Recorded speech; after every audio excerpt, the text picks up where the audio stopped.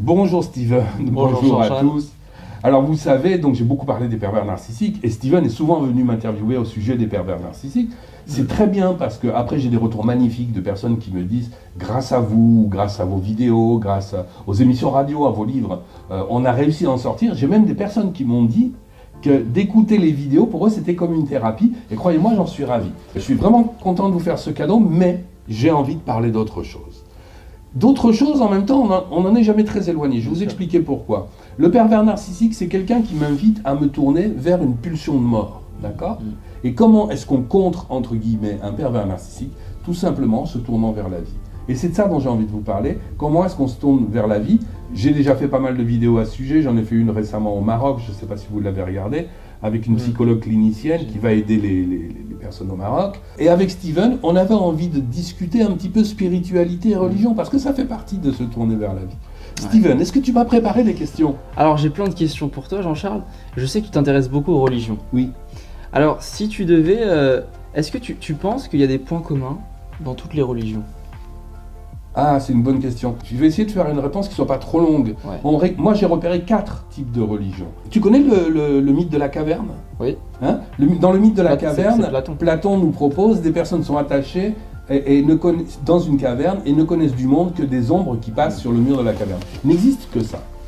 Certains ont réussi à se détacher, sont aperçus que non, en fait, à l'entrée de la caverne, il y a des événements, et c'est du fait de ces événements que les ombres apparaissent sur le mur de la caverne, et d'autres ont réussi à sortir de la caverne et se sont aperçus qu'en fait, non, c'est le soleil qui projette et qui permet que les images se forment. À partir de là, j'en déduirai qu'il existe 4 types de religions. Les religions dites matérialistes n'existent de la réalité que ce que tu vois. D'accord ? C'est-à-dire aller voir, je sais pas, certains chercheurs, certains politiciens, et dites-leur, moi je crois en une autre réalité que celle que l'on voit, et on va vous prendre, limite si on ne vous prend pas pour un fou, en tout cas on va vous rire au nez. Voilà. Ça, ce sont les matérialistes. Ensuite, vous avez ceux qui se sont aperçus qu'il y a des événements à l'entrée de la caverne, et que si on influence ces événements, ce qui est pas faux, hein, à ce moment-là, ça va influencer les ombres, le monde matérialiste, si tu veux. Donc, ce sont les polythéistes, ce sont les animistes, qui vont faire des offrandes à ceux qu'ils appellent les dieux, c'est-à-dire ceux qui passent devant la caverne, pour qu'ils deviennent cléments et que notre réalité soit plus facile à vivre. Et puis enfin, tu as les monothéistes qui disent qu'il n'existe de réalité que le soleil. Tu vois, dans l'islam, par exemple, on va dire la ilaha illallah. Je dis ça parce qu'ils viennent m'apprendre qu'ils lisaient le Coran. Donc il n'existe de réalité que Dieu. Que la lumière. La racine de Dieu, c'est dit c'est la lumière en latin. Tu vois ? Et pour moi, il existe une 4e réalité que j'ai trouvée dans le bouddhisme et que je trouve aussi dans l'islam. Mais dans un islam un petit peu plus avancé peut-être que l'islam qu'on connaît, c'est l'islam prône at-tawhid. At-tawhid, c'est l'unicité. C'est-à-dire tout n'est qu'un. Il n'y a pas d'ombre séparée des événements qui sont à l'entrée de la caverne, séparée du soleil. Il n'existe qu'une réalité. Donc même 1 ne veut rien dire en fin de compte. Parce que 1 existe à condition que 2 puisse exister. Si tout n'est qu'un, tu vois. Les bouddhistes ont la même chose, ils appellent ça shunyata. Shunyata, on le traduit en français par vacuité. Tout n'est que vacuité, mais de la vacuité naissent les phénomènes. Et les phénomènes ont en eux la nature du vide.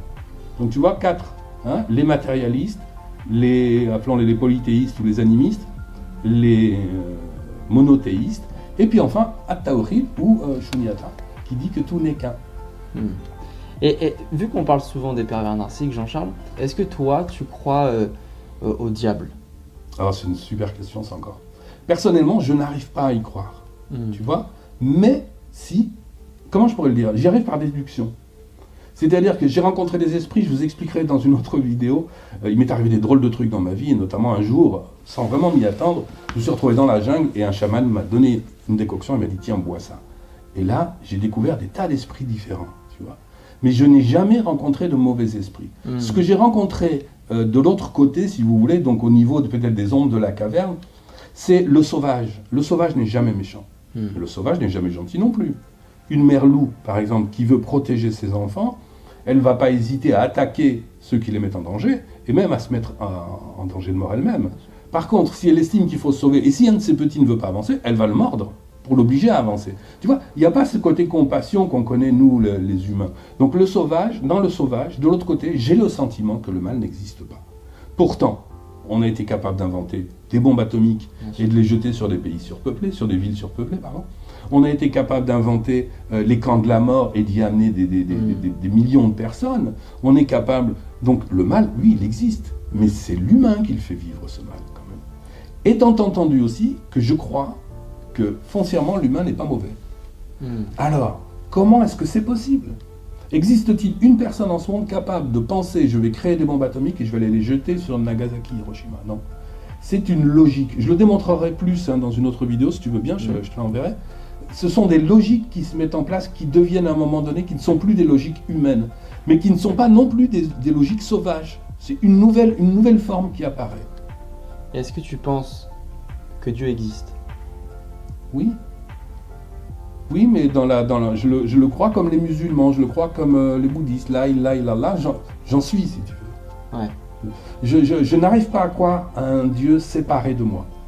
Ouais. Tu vois? Parce que la séparation, parce que je disais tout à l'heure, la racine de Dieu, c'est la lumière, dit, mais la racine de diable, c'est dit, mais du côté de chez les Grecs, qui est la séparation. Donc, on le retrouve dans diffraction, dichotomie, diabolo. Ce qui sépare, tu vois? Ouais. Duel. Ouais. Tu penses qu'on est... Dieu, c'est un tout? Dieu, c'est nous. Dieu, c'est nous. Ouais.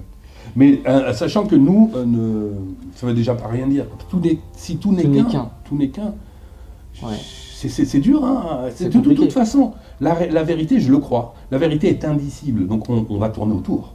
On va tourner autour, et c'est un pur régal. Moi, j'adore ça. Hein. Et tu te sens plus proche de quelle religion? L'islam et le bouddhisme. Et tu n'as pas de religion en particulier, toi? Non, mais quand tu lis Jésus, c'est magnifique. Ouais. Le christianisme, c'est magnifique. Ouais. Mais alors après, j'ai beaucoup de mal, c'est avec les églises.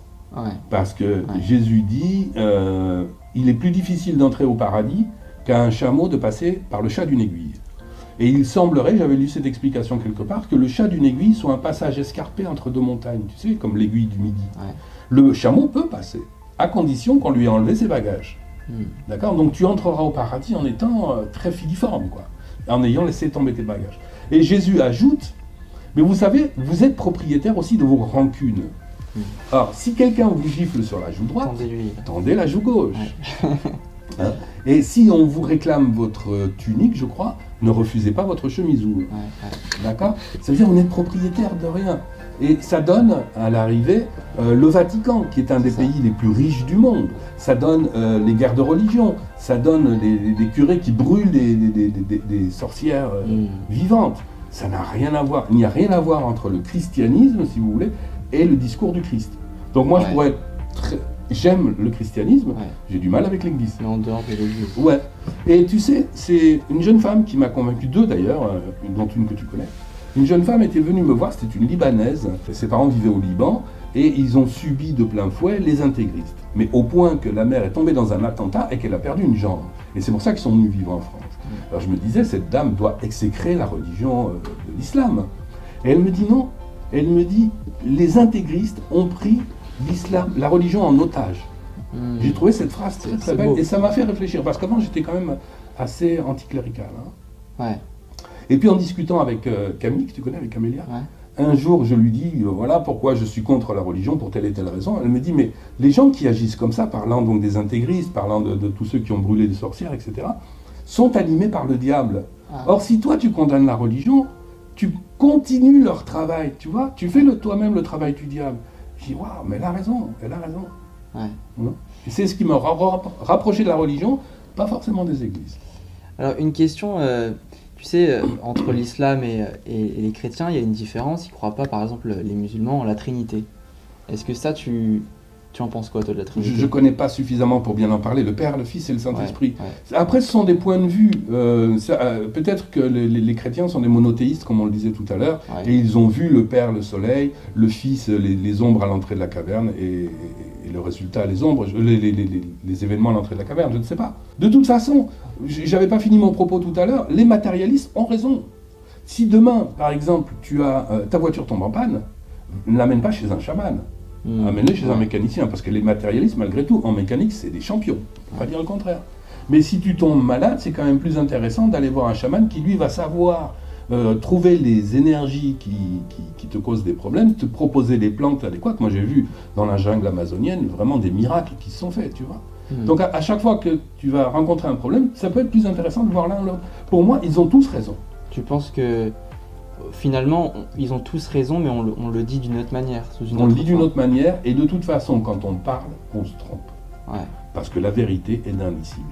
Et dans l'islam, Allah a 99 noms. Ouais. Le généreux, Ouais. et un 100e nom qu'on ne peut pas prononcer. Et j'ai envie de dire, c'est dans celui-là que je crois. C'est la vérité est indicible. Elle ne pourra que se vivre un jour. Donc qu'est-ce qu'on fait nous aujourd'hui dans notre vie?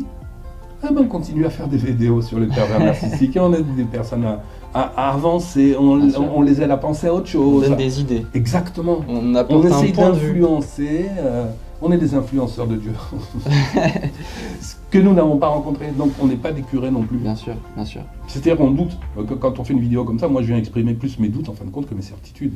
Oui, certainement. En tous les cas, il y a toujours une part de transfert, de projection. Bien sûr. Bien sûr. Oui, il faut en être conscient. Il faut en être conscient. Faut en être conscient. C'est-à-dire que si Comme ça, on en fait met. ça, c'est qu'il n'y a pas un hasard. Si nous, on fait des vidéos sur les pervers narcissiques, il y a forcément quelque chose à creuser. Oui, aussi. Il faut faire le travail sur nous-mêmes, c'est Le important. pervers narcissique, il est en nous aussi. Oui, c'est ça. C'est Ouais, parce que nous sommes habités par deux forces, celle qui nous pousse vers la vie et celle qui nous pousse vers la mort. Et l'image que j'avais déjà donnée dans une vidéo, c'est une fleur. Tu sais, une fleur, elle est d'abord un germe, puis ensuite elle est une tige, puis elle devient une superbe fleur. Elle montre sa beauté, son odeur, et puis elle commence à faner. Tu vois, ça, c'est la vie. La mort fait partie de la vie. Ouais. Mais si tu veux pas faner, tu as intérêt à ne pas fleurir. Si tu veux pas fleurir, tu as intérêt à ne pas pousser. Et qu'est-ce qui nous fait notre pervers narcissique? Voyez, on y revient. À chaque fois que tu vas lui proposer quelque chose de bien, c'est-à-dire tu vas lui dire, tiens, cet après-midi, on va se balader dans la montagne. Puis vous allez dans la montagne, il va dire, oh, mais c'était nul, il faisait froid. Ton élan. Tout le temps. Toujours. Tout le temps. Il te ramène en arrière. Ouais. C'est-à-dire, il ne faut pas fleurir. C'est ça, la perversion narcissique, si on devait la résumer, il ne faut pas fleurir. Ouais, c'est ça. Il ne faut pas être toi-même. Ouais. Et toi, Jean-Charles, c'est quoi ta philosophie de vie? Si tu en as une. Si je peux aider, je le fais volontiers. Je me trompe. Donc, tu sais, je suis beaucoup passé par la désidéalisation. Je ne suis pas quelqu'un de très bon, contrairement à ce que certains peuvent croire. Okay. Je me trompe, je peux être agaçant, etc. Mais j'essaye de faire le moins mal possible. Je crois que c'est Hippocrate qui dit ça. Essayez de ne pas faire de mal, déjà. Voilà. Ouais. Il dit ça aux médecins. La loi numéro 1, essayez de ne pas faire de mal. Et quand tu vis un moment difficile, parce qu'on passe tous par des moments difficiles, quelles sont tes pensées à ce moment-là pour te permettre justement de ne pas t'effondrer? Je m'effondre. Tu t'effondres. T'acceptes. Je me suis beaucoup effondré dans ma vie. Beaucoup. Et puis, en plus, je dois avoir un petit côté maso. Je suis allé m'effondrer dans des monastères zen, par exemple. Okay. C'est-à-dire que le monastère zen, c'est comme si tu mettais une loupe devant ton problème, parce qu'il n'existe plus que ça. Tu es en face avec toi-même. Tu pètes un câble. Mais il ne faut pas avoir peur de l'effondrement. L'effondrement, il fait partie de notre vie. Vous savez, tu sais, j'ai beaucoup cette image que je donne du voyage du héros. Oui. Le héros, si tu as lu Tolkien par exemple, je l'ai pas lu, mais... ou tu as vu les films, le Seigneur des Anneaux, non, j'ai rien vu. Bon, à un moment donné, tu as un personnage qui doit partir, qui a une quête, et il arrive dans une très belle prairie, tout est beau, l'herbe est bien verte, il y a des châteaux rutilants qui sont peut-être faits en diamant, avec des elfes magnifiques, c'est le rêve. Et à un moment donné, il doit quitter ce superbe paysage et entrer dans une forêt, et dans la forêt, comme par hasard, il y a des énormes araignées qui n'ont qu'une idée en tête, c'est de le manger. Il ne peut pas faire demi-tour. La vie, étonnamment, elle nous pousse à aller vers l'avant, donc à entrer dans la forêt. C'est d'aller voir sa Si vous sentez que vous allez vous effondrer, effondrez-vous. Mais au fond du trou, je vous promets, un trésor est caché. Toujours. Ne le perdez pas de vue. Si vous trouvez le trésor, vous n'aurez pas besoin de revenir dans la forêt. Mais si vous faites marche arrière, il faudra revenir, quoi. Et cette idée, comme tu dis, de s'effondrer, c'est aussi de comprendre que rien ne se perd, rien ne se crée, tout se transforme. Oui. On transforme toujours. Et réellement, qu'est-ce qui pourrait bien s'effondrer? C'est ça. C'est-à-dire qu'à un moment donné, on va sortir de l'illusion. Qu'est-ce qui s'est effondré à la fin? Moi, j'aime bien, il y a des gens qui viennent me voir en me disant, moi, j'ai été détruit par quelqu'un. Ouais, qu'est-ce qui a été détruit, quoi? Concrètement, qu'est-ce qui a été détruit? Parfois, on se fait plus de mal en pensant qu'on va mal. Alors, on va mal. Mais parfois, nos pensées nous font mal. Je ne suis pas dans le déni de la difficulté que vivent les victimes. Attention, ce ne serait pas sympa. Ce que vivent les victimes sont des réelles difficultés insupportables. Bien sûr. Mais au fond du trou, un trésor est caché. Surtout, ne passez pas à côté, vous seriez obligé d'y revenir. Je pense que tu penses comme moi. Nos pensées ont un énorme impact sur nous, notre façon d'être, Oui. sur nos émotions, Oui. de comment gérer Oui. le problème. Et la solution n'est pas, à mon avis, de modifier ses pensées, Ok. mais de les accepter telles Les qu'elles accepter. sont. Ouais. Là, ça, je sais pas si ça s'entend, là je suis sur une grosse grippe là, qui a duré 48 heures, et j'étais effondré là, de nouveau, mais je voyais la vie en noir et tout, je sais pas si tu as déjà eu une Ouais, grippe, bien c'est sûr, terrible. bien sûr. Ouais, mais j'ai pas cherché à modifier mes pensées, tu Ouais. vois, c'est plutôt accepter. Bon, ben, mes pensées en ce moment, elles sont dark, C'est ça. c'est ce que je passe. Faut Il l'accepter. y aura des temps différents, hein, Mais demain, il fera beau. j'espère. C'est ça. Ouais. Mais en fait, j'en doute pas. Alors là, tiens, on touche à un point super intéressant pour revenir sur notre sujet de base, la foi. La foi. Al-Iman, on dit en arabe. Ouais. La foi, c'est quelque chose de super important. C'est quelque chose à trouver. Mais c'est pas la foi dans une église. C'est pas même forcément la foi en un Dieu. C'est la foi en cela. C'est pour ça que j'aime beaucoup cette phrase des musulmans. La ilaha illallah. Il n'existe pas d'autre réalité que la réalité. Et si tu rentres pleinement dans cette réalité, qu'est-ce que tu risques? Et elle est là, la foi. D'accord? C'est croire en Dieu, c'est croire en... C'est même pas croire, parce que croire en Dieu, pour moi, c'est créer une image mentale. On est dans l'ego, en fait. Oui. Il faut pas être dans l'ego. Non. Il faut sortir de Ouais. ça. C'est-à-dire vraiment, Et tu j'accepte. sais, j'ai passé des dizaines d'années en méditation, et quand tu es en méditation, tu n'es ni croyant ni incroyant. Ouais. Tu es là, quoi. Tu es juste là. Parce qu'on reste, nous, notre corps, c'est de l'énergie en fin de compte. Oui. On a l'impression que c'est Oui. du solide, mais en vérité, tout tourne là. Oui, et en plus, nous ne Tout sommes, est énergie. et en plus, nous ne sommes pas notre corps. Ouais, c'est ça. Hein. Après, il y a plusieurs dimensions. On pourrait parler métaphysique, tout ça, mais Bien sûr. en vérité, on se prend parfois trop la tête sur des choses qui sont physiques. Alors qu'en fin Si de nous compte, étions notre corps, ça voudrait dire, parce que j'avais fait cette démonstration un jour, qu'est-ce qui est moi? Tout ce qui est en dessous de la peau, c'est moi. Tout ce qui est au-delà de la peau, c'est moi. Sauf que ce qui est en dessous de la peau, c'est les excréments. Hmm. Alors, je suis pas sûr que ce soit une très bonne définition du moi. Non. Tu vois. Je suis pas Non. mon corps. En tout cas, je crois que c'est Mon important. corps est un véhicule. Bien sûr. Ouais, bien sûr. Qui doit être respecté, qui doit être entretenu. Bien sûr. Mettre de l'essence. Oui, oui. C'est important.